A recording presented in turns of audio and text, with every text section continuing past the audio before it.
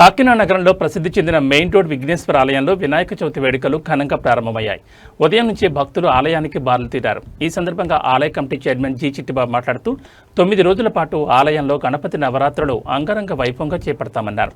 పూజా కార్యక్రమంలో తెలుగుదేశం, జనసేన, బీజేపీ నాయకులు, భక్తులు పెద్ద ఎత్తున పాల్గొన్నారు.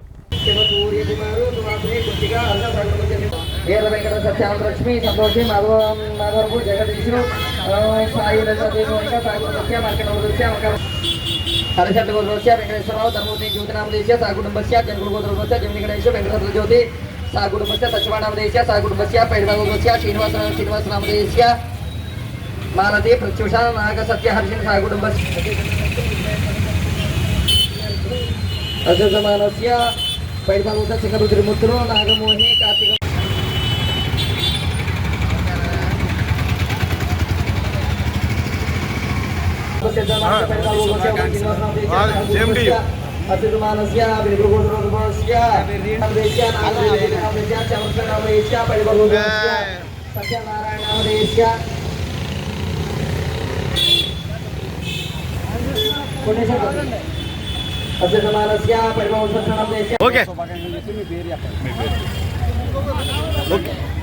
అందరికీ నైన్త్ శుభాకాంక్షలు. నా పేరు గోపాలపల్లి చిట్టిబాబు.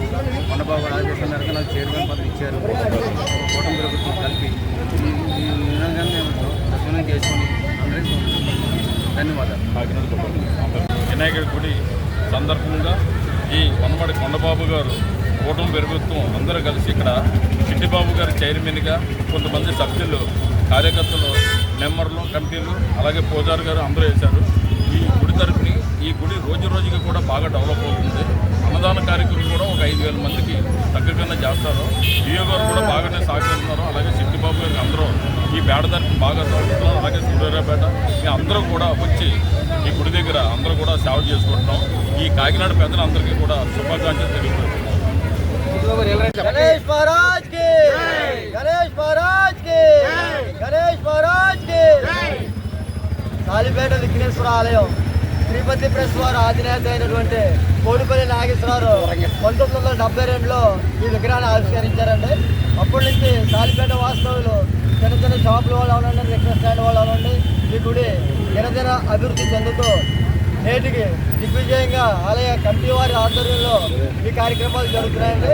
కొండబాబు గారి ఆధ్వర్యంలో ఒకరికొండ చిట్టిబాబు గారిని చైర్మన్ గాను మరియు కార్యవర్గ సభ్యుల్ని వేశారండి. మాధవ్ శ్రీనివాసరావు గారు, ఉషాకరణం దేవి గారు, నాదేళ్ల వెంకటలక్ష్మి గారు, అలాగే శ్రీమతి పందిరి సూర్యకుమారి గారు, పోలపల్లి జగన్బాబు గారు, పట్నాల రమణ గారు, నరం శ్రీనివాసరావు గారు, కుమారి మాధవి మహాలక్ష్మి గారు, మా ఆలయ పూజారి గారు గౌలు వెంకట రామకృష్ణ గారండి. వీరి ఆధ్వర్యంలో ప్రజల భక్తుల సహకారంతో దినదిన అభివృద్ధి చెందుతూ మాకు వచ్చే డోనర్స్ ద్వారా భారీ ఎత్తున 5,000 మందికి సుమారుగా అన్నదాన కార్యక్రమం జరుగుతుందండి. ఈరోజు సుమారుగా 10,000 మంది వరకు భక్తులు వచ్చి స్వామివారిని దర్శించుకుని తీర్థప్రసాదాలు స్వీకరిస్తారండి. ప్రతి సంవత్సరం కూడా మనకి 10,000 రూపాయలు కోనసాలపల్లి నాగలక్ష్మి గారు మనీ ఎంటర్ప్రైజెస్ వారండి.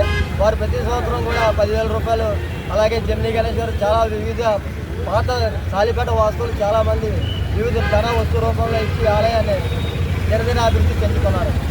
జై గణేష్ మహారాజ్.